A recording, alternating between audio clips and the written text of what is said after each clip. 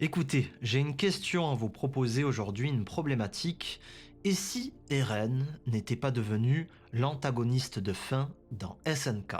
Eh oui, c'est une question qu'on va développer aujourd'hui dans cette vidéo What If. Selon moi, Isayama a été moins bon sur ce dernier arc. Attention, on va parler de la fin du manga, donc spoiler. Le grand terrassement, c'est pas un arc digne du reste de son œuvre. Pourtant, la question exposée est vraiment différente et elle mérite d'être racontée. Pourtant, dans l'exécution, l'auteur a été moins bon et selon moi, il y a une raison à cela, notamment, cette difficulté du terrassement, un thème très compliqué, mais aussi Eren, le personnage principal qui devient un antagoniste. C'est ce qui a causé la perte d'Isayama avec son œuvre et cette mauvaise conclusion. Je vais vous développer cette idée aujourd'hui. C'est parti. Bienvenue sur la chaîne de Reggie. Laisse un petit like si t'apprécies la vidéo. Salut tout le monde, bienvenue, c'est Reiji. Et écoutez, aujourd'hui on est là ensemble, posés, on va prendre le temps d'argumenter, de développer cette vidéo, donc n'hésitez pas, faites autre chose en même temps que vous m'écoutez, parce que à l'écran va y avoir rien d'intéressant.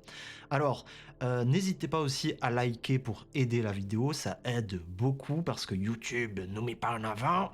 Alors, sur le serveur Discord, j'ai déjà proposé ce sujet aux abonnés. Vous avez le lien du serveur dans la description et on a déjà un petit peu discuté de ça et d'autres questions aussi à propos de SNK parce que ça fait beaucoup parler cette fin, ce chapitre 139, on a enfin la conclusion et on peut se poser cette question, est-ce que ça valait le coup?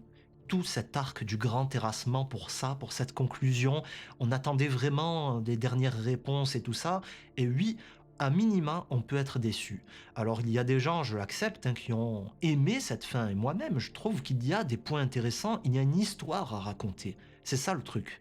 Mais c'est dans l'exécution qu'Isayama s'est loupé. Voilà, c'est un sensei, un master de l'écriture pendant des années, excusez-moi, et des années. Il a été bon là-dessus, il nous a proposé une œuvre très passionnante à suivre, mais sur la fin, c'est pas digne de sa qualité d'écriture, c'est pas digne du message qu'il a exposé, surtout dans les dialogues et dans le personnage principal, Eren.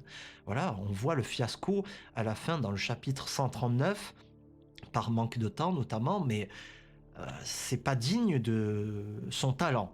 Donc on a exposé notamment cette question hein, sur le serveur, est-ce que SNK est un chef-d'œuvre?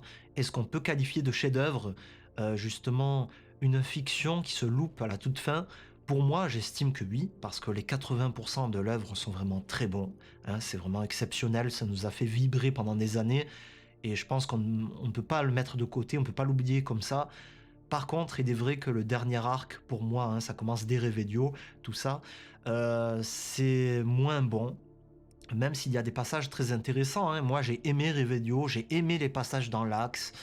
Et puis voilà, j'imagine d'autres choses. Il n'y a pas vraiment énormément d'autres trucs qui m'ont fait vibrer. J'ai bien aimé, bien sûr, le combat entre Mar et Eldia sur l'île. Ça aussi, c'était vraiment passionnant à suivre.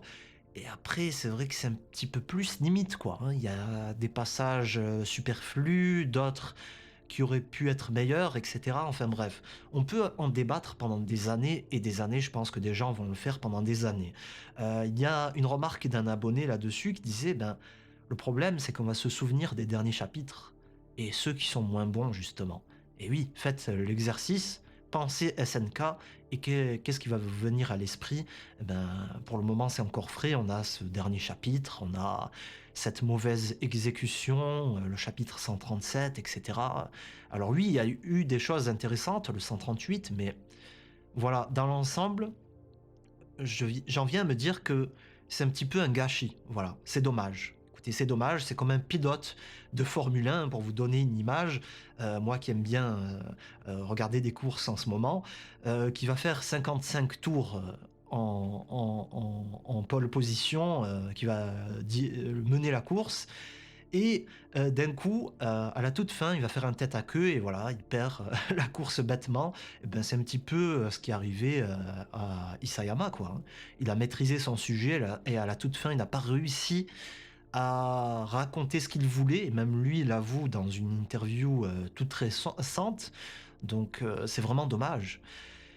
Et encore une fois, c'est subjectif. Chacun aura sa vision du truc, mais écoutez, dans une première partie, je vais vous expliquer pourquoi, selon moi, ça a été une erreur d'aller dans cette direction du grand terrassement et d'Eren qui devient un antagoniste. Et les deux sont liés, hein, parce que Eren a l'originel, donc c'est lui qui lance le grand terrassement, et donc il a cette figure d'antagoniste. Donc tout ça est lié, donc il faut même remettre en question tout ce dernier arc. Est-ce qu'il fallait aller dans cette direction? Moi j'estime que non, et je vais vous expliquer pourquoi. Et bien sûr, en deuxième partie, je vais vous proposer ma solution, une histoire, on va se laisser rêver un petit peu si vous voulez bien, au conditionnel, on va imaginer tout ça ensemble parce que bon, c'est fini, hein, SNK, on n'aura pas une autre version de l'œuvre, mais en tout cas, on peut se laisser imaginer, se laisser rêver en tout cas à tout ça. Un peu comme les vidéos What If que vous connaissez sûrement, c'est-à-dire qu'on prend une partie de l'œuvre et qu'on essaye de la modifier, de l'imaginer autrement. Alors, Eren, ce personnage principal, l'ancien héros qui finit par devenir antagoniste, et c'est vrai que SNK, c'est une œuvre qui se démarquait des autres shonen de par sa violence, son message quand même vraiment mature, par la tragédie qui a quand même rythmé cette œuvre pendant les années et qui nous a tenus en haleine. Mais son personnage principal aussi se démarquait des autres héros de shonen parce que, certes, il avait cette figure du faible qui devient fort, hein, comme Reiner, comme Sig, voilà, c'est un personnage qui était faible, qui finit par devenir fort, comme beaucoup de héros de shonen, mais il n'avait pas vraiment cette stature de héros, hein. Il a été enlevé je ne sais combien de fois, lui-même se qualifiait de faible, lui-même était conscient qu'il avait des faiblesses. C'était un personnage qui manquait de maturité dans sa vision des choses, dans ses choix, et justement, il aurait été intéressant de voir un Eren mature, mais pas dans ce mode-là, Eren qui veut attaquer le monde, mais plutôt un Eren dans la continuité du personnage qu'on a connu, c'est-à-dire quelqu'un de bon. Voilà, Eren, souvenez-vous, c'est pas quelqu'un qui a fait des massacres avant Revelio, hein. Si je dis pas de bêtises, attention, si je dis pas de bêtises, il a tué personne avant Revelio. Euh, il a coupé un titan à un moment, je crois que c'est le seul, lors de la saison 2, quand ce château s'effondre et qu'il devient à la rescousse de Ymir, d'Historia, de Rainer, Berthold et tout ça, et ben il vient, il découpe un titan, il se met un petit peu en danger d'ailleurs.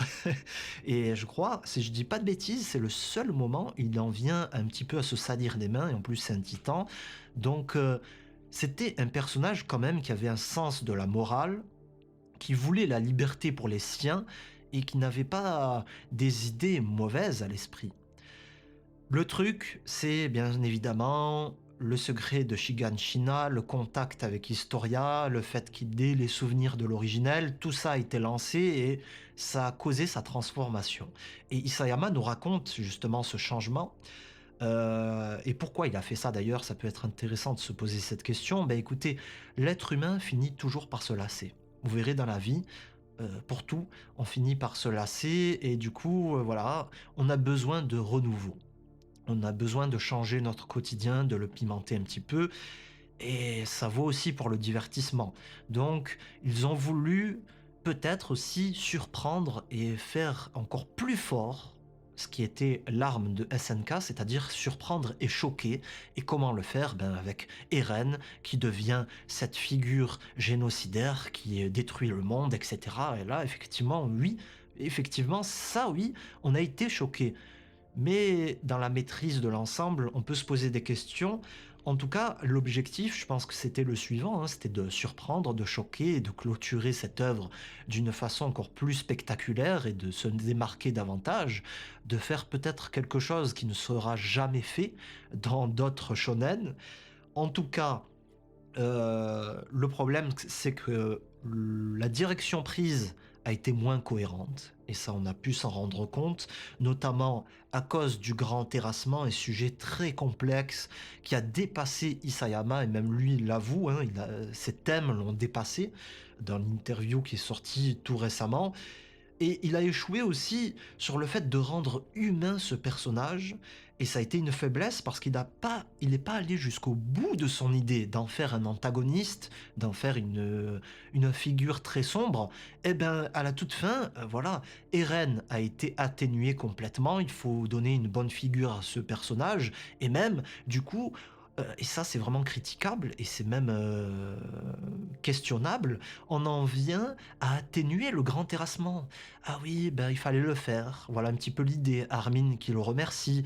Vraiment, ça, c'est très limite comme point de vue. Et c'est là où Isayama a été dépassé. Il en est arrivé dans son œuvre, justifier le grand terrassement. On a compris pendant très longtemps l'idée qui était de dire il n'y a pas de solution. Et parfois, voilà, l'être humain en vient à faire des choses extrêmes à cause de la situation que lui-même crée dans la société, dans le monde. C'est-à-dire que voilà, on se crée des problèmes des fois pour rien et on en vient à des solutions extrêmes. Mais en venir jusqu'à un génocide, là, c'est pas du tout la même chose. Je pense que le raisonnement, il y avait quelque chose à dire, mais il a été raté sur celui-ci.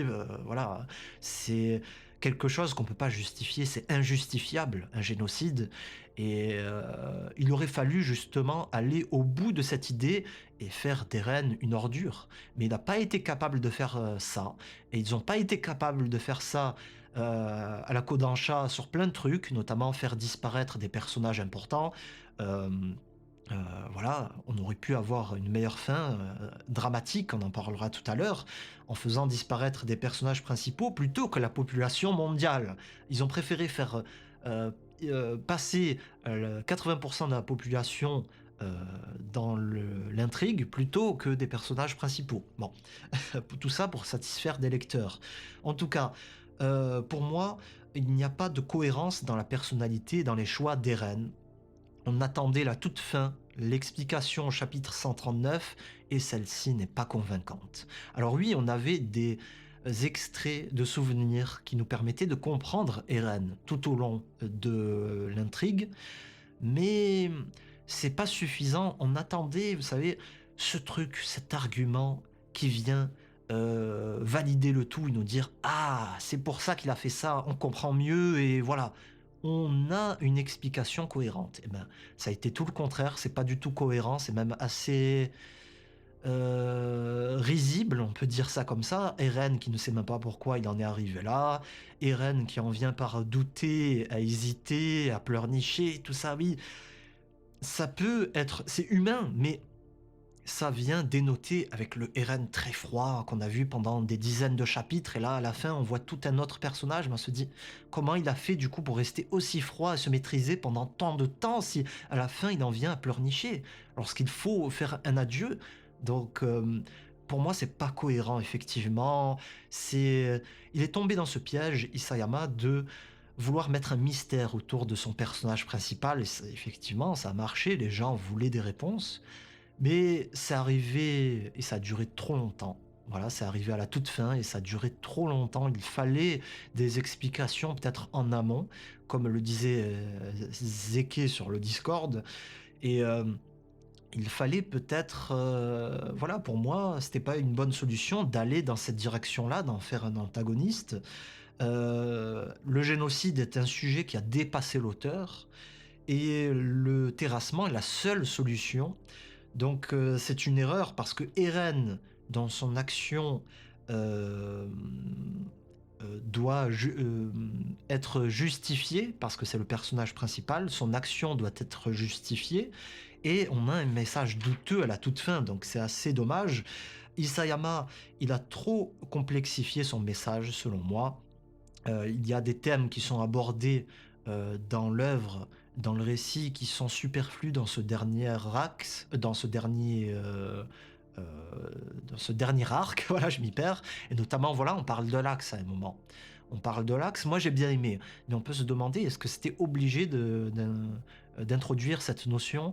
Est-ce qu'il fallait forcément parler, de ces complexités, ces titans, un petit peu mélangés, notamment celui de Falco, hein, qui est à la fois bestial et mâchoire?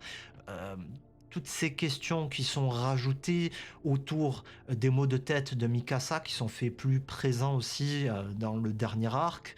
Hem Plein de notions qui sont ajoutées. Du coup, le problème, c'est que Isayama est tombé dans un piège, c'est qu'il n'a pas pu répondre à tout. Et lui-même, il a creusé, son trou, il a créé son propre problème, qui a été de mettre trop de pistes de réflexion et de ne pas pouvoir répondre à la fin.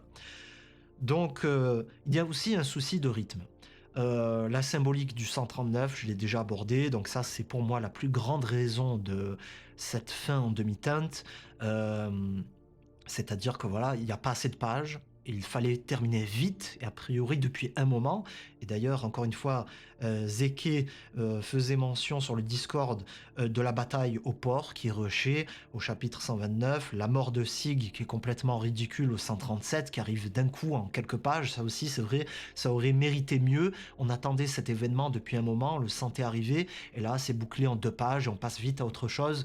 Voilà, c'est une catastrophe d'avoir, voulu garder cette symbolique. Ça a causé la perte de cet auteur, d'avoir ce souci du perfectionnisme jusqu'à la fin.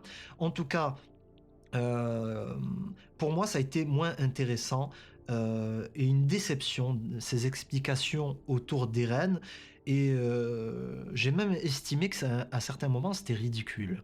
Donc tout ça pour ça, voilà la question que je me pose. Est-ce qu'il fallait vraiment aller dans cette, direction? Heu un personnage de la sorte qui devient antagoniste, je pense que non. Parce que même Isayama, j'ai l'impression qu'il a été dépassé par son propre personnage principal.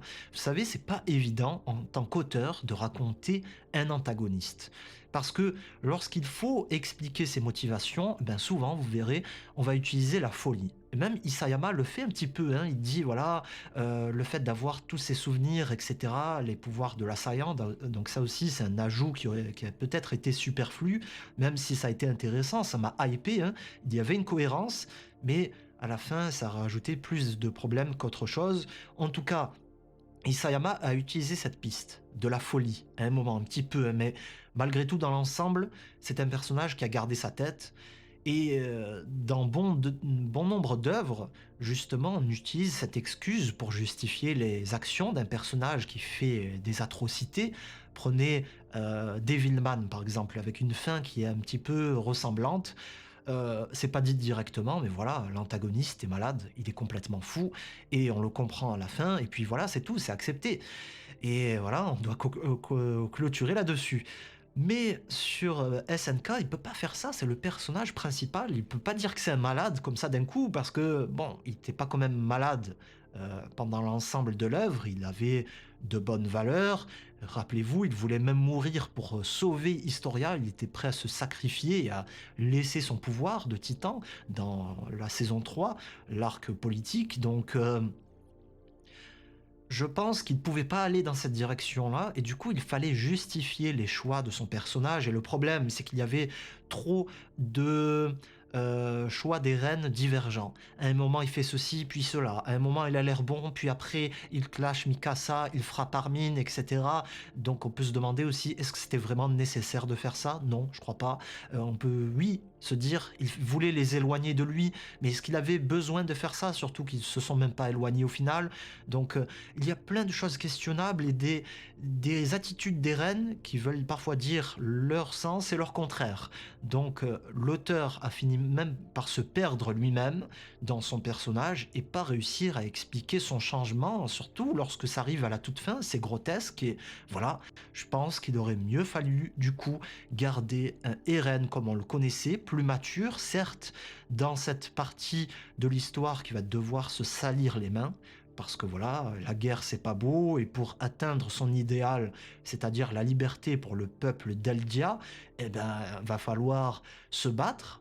Et du coup, lui-même, il va pas garder toute son intégrité peut-être. Voilà, on peut aborder ces questions-là, mais en tout cas, je pense que ça aurait été plus intéressant et d'ailleurs, c'est peut-être pour ça que SNK a été moins intéressant dans ce dernier arc. On voit beaucoup moins Eren. Ça se limite, comme disait un d'entre vous sur la radio libre par le passé, je crois que c'était Edge, c'est un méchant de cartoon, quoi. Il est comme ça, le squelette qui se balade et puis c'est tout, quoi. Un mauvais méchant de cartoon, un sac d'os, et puis c'est tout, quoi. Et c'est moins intéressant, on l'entend pas, on sait pas ce qu'il pense, on voit pas les choses de son point de vue, ou que très peu, hein, c'est assez imagé. Et pour tout cela, c'est moins intéressant. Donc écoutez, sans plus attendre, je vais rentrer maintenant dans le vif du sujet. Cette solution que je vous propose pour cette fin, bien sûr, ça reste à mon niveau et c'est ce que je propose et chacun aura une idée. N'hésitez pas à proposer vos idées d'ailleurs en commentaire. Alors, euh, pour ma part, je pense qu'il aurait fallu autre chose, un autre arc de fin. Pas un grand terrassement. Il aurait peut-être fallu un arc de guerre, voilà, la bataille entre le monde et Eldia. Voilà, c'est ce que je propose. Et du coup, ce sont des points d'ailleurs qui sont abordés par Isayama et vous allez voir que dans ce que je vais proposer, bon nombre de points ont été traités par Isayama mais ont été abandonnés en cours de route parce qu'il fallait s'intéresser à ce truc qui dépasse tout, un grand terrassement, un génocide. Du coup, toutes les pistes de réflexion, Gabi qui commence à comprendre les Eldiens, les insulaires, tout ça c'est mis de côté. Pourtant, c'était très intéressant. Et moi, je pense que ce sont des idées qui auraient dû être gardées et développées dans cette fin. Donc, pour moi, d'ailleurs, cette idée de Gabi, des Eldiens continentaux qui comprennent les insulaires, je pense que c'était vraiment une idée à creuser et c'est en cohérence avec les références de la Seconde Guerre mondiale, c'est-à-dire une ethnie qui va être pointée du doigt, qui va subir à un moment un génocide, et du coup, cette fin ne consisterait pas à justifier un génocide comme ça a été le cas de façon très périlleuse avec SNK, mais plutôt de l'arrêter. Donc, ce génocide concerne pas le monde, du coup, mais les Eldiens. On va avoir ce peuple qui va être pris pour cible et une coalition, comme dans l'histoire qu'on connaît, qui va se monter, qui va se former contre eux. Donc, cette coalition est dirigée par Willy Tybur, et oui, celui-ci ne meurt pas dans le discours, il reste en vie, et il y a bon nombre de nations qui vont s'allier pour attaquer les insulaires. Alors, bien sûr, pour qu'il y ait un combat intéressant, il faudrait qu'il y ait Eldia et d'autres nations. Donc, déjà, on a Eazul et pourquoi pas d'autres qui vont se lier pour cet affrontement. Et on aurait deux parties des Eldiens, les continentaux, les insulaires, qui vont se faire la guerre malgré eux. C'est-à-dire que les continentaux sont faits en prisonniers, donc il va être utilisé comme soldat de guerre ou comme titan primaire, donc ça va être l'occasion de continuer à voir des titans justement.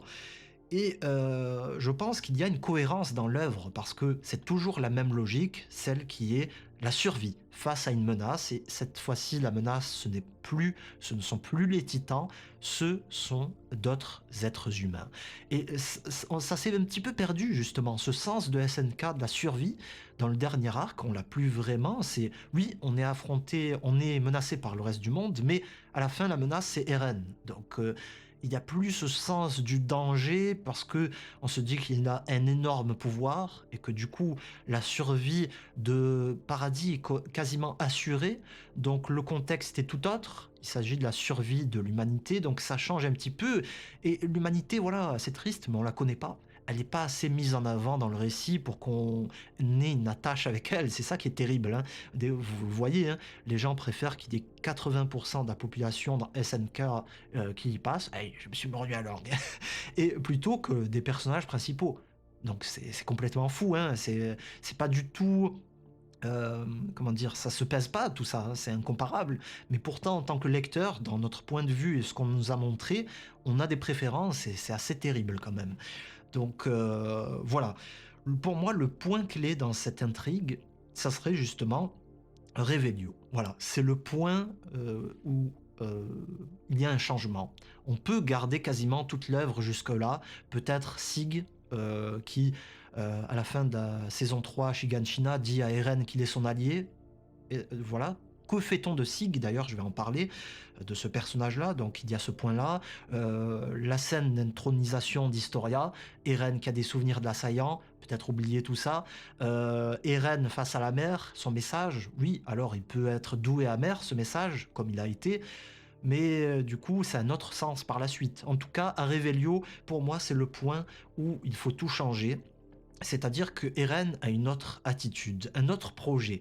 Pourquoi pas, il serait là sur place, il vient sur Revelio pour essayer de supprimer la notion de titan. Et comment? Avec Sig, il lui faut quelqu'un de sang royal. Alors effectivement, on peut se dire qu'il y a Historia qui est présente, donc il peut très bien le faire. On peut penser du coup à autre chose, à une mission d'infiltration dans le camp ennemi, essayer de savoir qu'est-ce qu'il prépare, etc. Et cette mission d'infiltration tourne mal. Pourquoi pas? On peut imaginer aussi autre chose, quelqu'un qui a été capturé par Mar, quelqu'un qui était parti en mission de reconnaissance et il faut aller le sauver. On peut penser à, je sais pas moi, Mikasa ou quelqu'un, bon peut-être pas Mikasa, mais un personnage, quelqu'un d'important. En tout cas, euh, il y a une discussion qui est faite avec Sig et pourquoi pas, il y a cette possibilité, une fois que la guerre est gagnée, utiliser l'argument, cette notion de suppression des titans. Alors oui, c'est vrai que Historia n'a pas de titan, donc il faudrait la transformer encore une fois. Donc Sig reste la seule solution pour Eren, pour pouvoir supprimer la notion de titan. Et il y a ce commun accord, de se dire, voilà, une fois que la guerre est gagnée, une fois que Eldia s'en sort gagnante, eh ben on pourra supprimer tout cela. Et ça sera d'ailleurs un argument pour prouver au monde que nous ne sommes pas une menace. Mais ils ne peuvent pas le faire sur les médias parce que ça serait leur arrêt de mort. D'ailleurs, ils peuvent utiliser l'originel justement pour contrecarrer Marley, qui transforme les Eldiens en titans primaires. Du coup, ils peuvent contrecarrer cela avec l'originel et pourquoi pas redonner leur forme aux Eldiens qui sont utilisés comme armes. Voilà. Donc, du coup, il y a cette question. Est-ce qu'il faut faire une alliance avec Sig ou pas? Terrassement ou pas? Parce que oui, il y a une possibilité aussi que Sig soit cette figure d'antagoniste qu'a été Eren. C'est-à-dire qu'il veut commettre le grand terrassement, lui il n'est pas d'accord, et c'est un petit peu dans la lignée de ce personnage hein, qui est prêt à tout pour la fin justifie les moyens, c'est-à-dire que sur Shiganshina, rappelez-vous, il a massacré les membres du bataillon par centaines, et ça colle à sa personnalité. Il est prêt à faire quelque chose de complètement fou pour euh, son objectif final. Et d'ailleurs, lui aussi, son raisonnement ne correspond pas trop. Hein. Lui qui est plutôt à la fin dans une logique douce, etc. Mais le mec, t'as massacré des centaines d'Eldiens, etc. T'as causé de la mort de bon nombre de personnes, donc c'est pas cohérent ça aussi. Donc là, on pourrait retrouver une cohérence des deux personnages. Eren qui garde ses valeurs, Sig aussi qui serait un petit peu dans une logique génocidaire, mais c'est pas forcé. Pour moi, on peut aussi supprimer cette notion de terrassement. Du coup, ça serait quelque chose qui est limité au roi, une capacité ou même quelque chose, une possibilité qui est complètement supprimée hein, dans l'histoire, notamment au niveau du roi qui était arrivé sur l'île et qui a fondé les murs. On peut même lever cette menace-là. Ou pourquoi pas dire qu'au final c'était un mensonge, c'est pas une possibilité. En tout cas, il y a cette possibilité autour de Sig d'en faire peut-être aussi un allié qui est infiltré au sein de Mar. Donc il y a plusieurs possibilités autour de ce personnage. Je pense qu'il y a des choses, en faire soit un antagoniste supplémentaire ou un allié infiltré. En tout cas, on a un Eren pacifique au départ qui vient à se salir les mains sur Revelio parce que il doit survivre et sauver les siens. On peut imaginer un truc comme ça, du coup, il se transforme, il cause la mort de certains parce qu'il voulait sauver des personnages. Un petit peu comme dans la saison 1, à la toute fin, dans le combat face à Annie. Il se transforme et il y a des pertes. Donc c'est un petit peu la même logique. Donc c'est un combat entre les Eldiens qui se lancent par la suite après Revelio, Willy Tybur du coup qui est pas assassiné, qui va monter une propagande anti-eldienne et du coup il avait vraiment un potentiel d'antagoniste ce personnage Willy Tybur qui a été supprimé trop vite. C'est un petit peu comme Lara Tybur et d'autres. leur crédit, leur potentiel a été absorbé par Eren pour en faire encore un meilleur antagoniste, vous voyez? Donc, pour moi, il avait vraiment un potentiel. Vous voyez ce manipulateur et cetera, qui va monter la population et l'opinion publique contre les Eldiens. C'est quelque chose que j'aurais aimé voir et d'en faire un petit peu, ce malade, voilà, c'est un malade à la fin qui va avoir cette idée même: OK, ça marche pas, on n'arrive pas à battre Paradis. Eh ben, écoutez, il faut se débarrasser de l'ensemble de l'ethnie eldiane. Même ceux qui sont chez eux, hein, qui sont faits soldats, esclaves, etc. À un moment, il en finit par proposer ce génocide à l'ensemble du globe. Et on pourrait avoir encore une fois un truc atroce. Mais là, cette fois-ci, excusez-moi, ça ne serait pas justifiable. C'est un antagoniste, un malade, il faut arrêter ça, etc. Et voilà, là, ça devient beaucoup plus simple pour l'auteur. Il s'est aventuré dans un chemin escarpé complètement impossible. C'est ça le problème d'Isayama dans la fin qu'il nous a proposé. Donc, le plus grand combat du coup des Eldiens, ça serait d'essayer de convaincre l'opinion. Le premier, ça serait d'essayer de s'allier. Ça aussi, ça serait très beau à voir. Ils s'affrontent, pourtant ils ont la même origine, c'est ça qui est terrible, et à la fin, ils finissent par comprendre qu'ils doivent s'allier, qu'ils ont des points en commun, donc ils le font petit à petit, ça va doucement à un moment, et c'est ça qui cause une première défaite pour Mar, les Eldiens qui s'unissent et qui renversent l'oppresseur, et du coup, on a ce deuxième combat, les Eldiens unis face au reste du monde, peut-être avec quelques alliés, et là, il faut convaincre l'opinion, prouver qu'ils ne sont pas des démons. Voilà, un petit peu ce qu'on a vu encore une fois dans l'œuvre de Isayama, mais ça a été abordé partiellement. Alors, voilà ce que j'avais à vous proposer, hein, un petit peu vu de façon accélérée cette fin. En tout cas, Isayama, avec ce qu'il nous a proposé, il a voulu surprendre et choquer au risque de perdre la cohérence qui faisait la caractéristique première de son œuvre. Du coup, est-ce qu'on avait vraiment besoin que SNK nous choque et nous surprenne pour conclure? C'est la question que je vous pose un petit peu pour conclure cette vidéo. Est-ce qu'on pouvait pas se satisfaire d'une fin plus basique comme celle que je vous ai racontée maintenant? C'est-à-dire qui n'est pas dans la folie des grandeurs, mais qui serait un petit peu plus dans la logique qu'on a connue tout le long de SNK, la survie et d'autres thématiques effectivement qui font leur apparition, le dialogue avec autrui, les a priori, la propagande, etc., etc. Donc, moi je pense qu'on pouvait clairement se satisfaire de ça parce que SNK, ce qu'on a aimé pendant des années, ça a été les rebondissements, les pertes de personnages, le drame, la tragédie. Et voilà, ça a marché pendant des années. Je pense que ça pouvait durer jusqu'à la fin et on ne se serait pas lassé. Il y avait encore des choses à faire. Euh, donc, il y a des choses du coup à supprimer avec une fin comme ça, qui ont été un petit peu superflues, comme je vous l'ai dit, les souvenirs liés à l'assaillant, ça a compliqué beaucoup de choses. Euh, à moins que Eren voit peut-être un souvenir lié à une tragédie, par exemple des personnages à la fin qui y passent, et du coup ça le motive tout le long pour essayer d'empêcher ça ou pour essayer de sauver les autres. Il sait que quelqu'un va y passer, mais il fait son maximum pour sauver les autres. Voilà, ça aussi, il y avait des pistes de réflexion là-dessus, des pistes tout autres. Et justement, j'en viens à un autre point, je pense qu'il aurait fallu du drame, parce que c'est ça qui est terrible.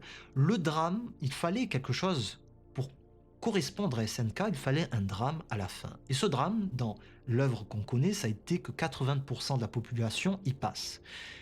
Certes, c'est très choquant, mais regardez, bon nombre de lecteurs le disent, c'est une fin, c'est un happy ending.